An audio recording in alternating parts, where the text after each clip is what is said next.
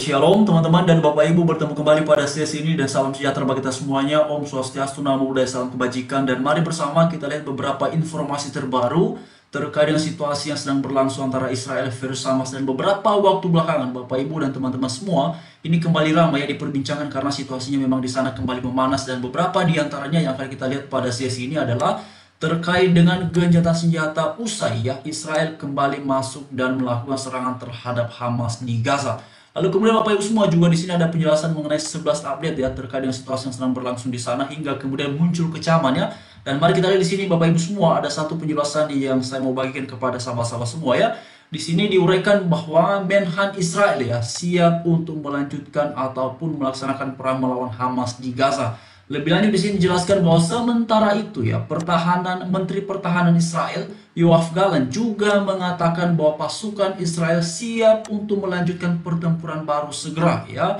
Lalu kemudian kami akan melakukan segala upaya untuk memulangkan semua korban sandera ya yang kemudian ditahan oleh pihak Hamas. Dan di sini dikatakan bahwa pasukan IDF di udara, di darat dan di laut siap untuk segera melanjutkan pertempuran. Nah, Bapak Ibu semua, ini sebenarnya senada ya dengan apa yang disampaikan oleh Benyamin Netanyahu juga pada satu kesempatan yang lain ya, yang mana Netanyahu juga menegaskan bahwa usai gencatan senjata ini mereka akan kembali melakukan serangan pembalasan terhadap pihak Hamas ya sebagai bentuk respon atas serangan yang dilakukan oleh Hamas yang sudah hampir mendekati 2 bulan ya sahabat-sahabat semua. Pada tanggal 7 Oktober ini sudah tanggal 2 November ya, berarti ini sedikit lagi Bapak Ibu beberapa hari ke depan ini sudah memasuki bulan kedua. Lalu kemudian di sini juga dijelaskan terkait dengan ya Bapak Ibu semua pihak dari Hamas yang memberikan respon bahwa pihaknya juga siaga ya. Sayap bersenjata Hamas juga telah mengatakan kepada para pejuangnya di jalur Gaza untuk siap melanjutkan pertempuran dengan Israel ya, terutama jika gencatan senjata sementara yang akan berakhir tidak diperpanjang. Ya ini dia Bapak Ibu ya. Lalu kemudian juga ada di sini dijelaskan mengenai Brigade Al-Qassam yang meminta pasukan aktifnya untuk mempertahankan kesiapannya tempur yang tinggi pada jam-jam terakhir gencatan senjata. Ini dia Bapak Ibu ya. Lalu kemudian di sini juga ada dari pihak lain ini yang Bapak Ibu ya, ini Houthi ya juga mengancam untuk menyerang Israel. Di sini dikatakan bahwa milisi Houthi juga mengatakan akan menyerang Israel ya. Juru bicara militernya Yahya Saree mengatakan kelompok Yaman itu akan melancarkan operasi melawan Israel jika negeri itu memutuskan untuk melanjutkan perang di Gaza. Nah, Bapak Ibu semua, ini beberapa waktu belakangan ya, ini dia teman-teman ya. Di sini ada penjelasan terkait dengan bahwa pihak Israel ya sudah kembali masuk dan melancarkan serangan kepada Hamas di Gaza. Nah, Bapak Ibu semua, ini beberapa informasi pembanding yang Bapak Ibu bisa lihat ya. Tetapi begini saudara-saudara semua, karena beberapa waktu belakangan ini berkembang juga ya terkait dengan reaksi terutama setelah Elon Musk Bapak Ibu ya melakukan pertemuan resmi dengan PM Israel Benyamin Netanyahu, dan dia ini sudah secara terang benderang ya menyatakan dukungan kepada Israel Bapak Ibu semua, sehingga tadi saya lihat itu ada beberapa reaksi ya, bahkan kemudian muncul juga untuk seruan memboikot media sosial milik dari Elon Musk ini Bapak Ibu, yaitu X ya. Nah, bagaimana menurut Bapak Ibu dan kawan-kawan semua ya? Karena memang ini tidak bisa dipungkiri bahwa situasi di sana telah memunculkan beragam reaksi ya. Tapi begini kawan-kawan, perlu juga kita ketahui bersama ya bahwa situasi yang sedang berlangsung di sana ini kan tidak hanya satu pihak yang kemudian melakukan serangan ya.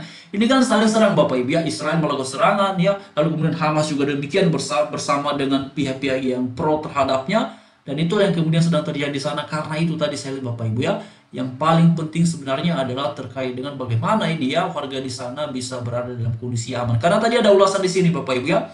Dijelaskan ini sebentar kawan-kawan ya.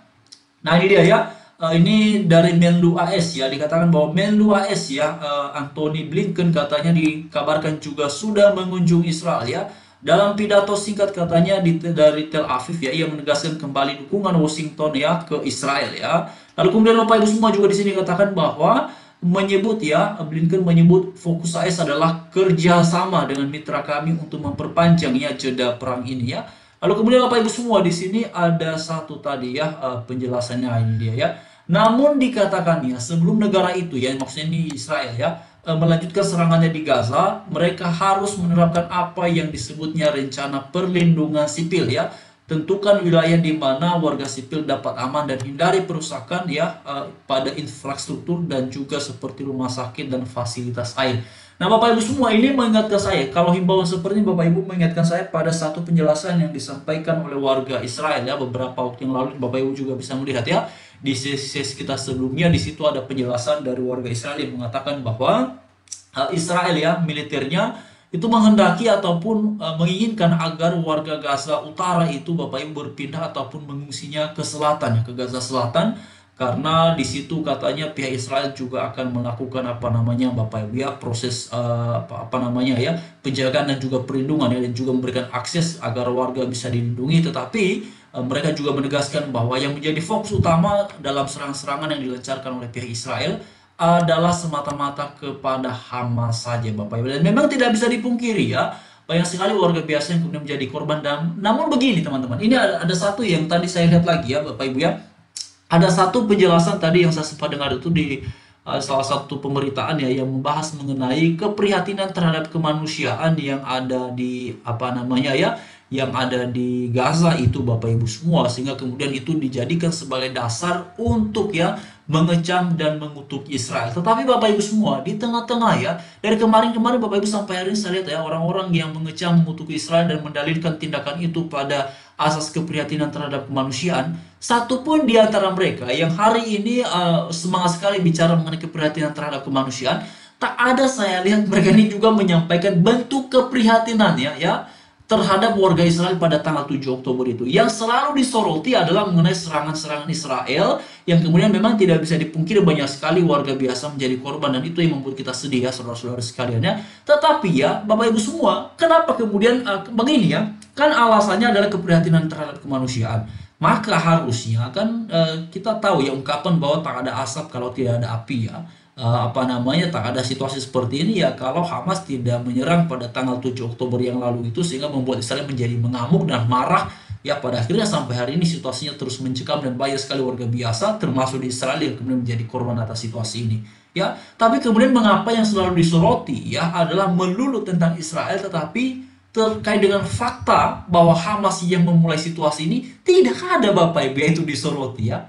Jadi itu situasinya memang Bapak Ibu ya. Kalau kita perhatikan ya, saya sih mencoba melihat ya kenapa kemudian situasi seperti itu bisa muncul ya, jelas Bapak Ibu ya, karena ini kan keberpihakan ya. Bahkan kita lihat beberapa waktu belakangan ya, ketika ada orang-orang yang kemudian apa namanya bersemangat untuk menyuarakan kemanusiaan, tapi juga mereka bersemangat untuk mendoakan Israel agar dibinasakan. Nah, ini bagaimana ya saudara dan saudari semua. Tetapi inilah situasinya kawan-kawannya, situasinya ini sudah kembali mencekam ya. Bahkan ini beberapa jam yang lalu ya, situasi di sana Israel versus Hamas ini katanya kembali memanas ya, hingga ratusan orang kemudian menjadi korban atas situasi itu. Nah, ini dia Bapak Ibu ya.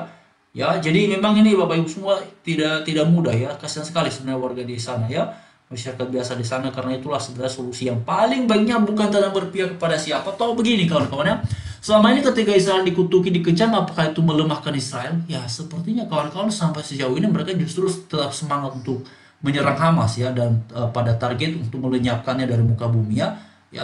Dan kemudian yang menjadi korban banyak sekali masyarakat biasa. Jadi sebenarnya yang paling sedang dibutuhkan ini kalau saya lihat ya, bukan tentang mengutuki, mendoakan Israel dibinasakan, ataupun kemudian pihak Hamas dipuja-puji untuk bisa menang dan segala macamnya. Tapi bagaimana seharusnya Bapak Ibu? Karena begini ya, cobalah ya kawan-kawan misalnya berada di posisi Israel, dan lawan dari kawan-kawan menginginkan agar kawan-kawan ini dibumi hanguskan, dilenyapkan dari muka bumi. Apakah kemudian kalian bakalan menunggu ya dibumi hanguskan, dilenyapkan dari muka bumi oleh lawan kawan-kawan? Tentu saja tidak kan ya. Mungkin akan berpikir mendingan kami yang lenyapkan kalian dari muka bumi daripada kalian yang melakukan hal tersebut ya. Nah, itu yang kemudian situasinya saat ini, dan karena itu saya lihat bahwa saya mendoakan, mengecam, mengutuki, membinasakan Israel dengan doa-doa ini ya, tidak menjawab Bapak Ibu ya, tidak menjawab apa yang sedang dibutuhkan di sana sebagai solusi agar terciptanya dan terwujudnya perdamaian. Nah, jadi itu dia kawan-kawannya kalau saya secara pribadi melihatnya seperti itu ya.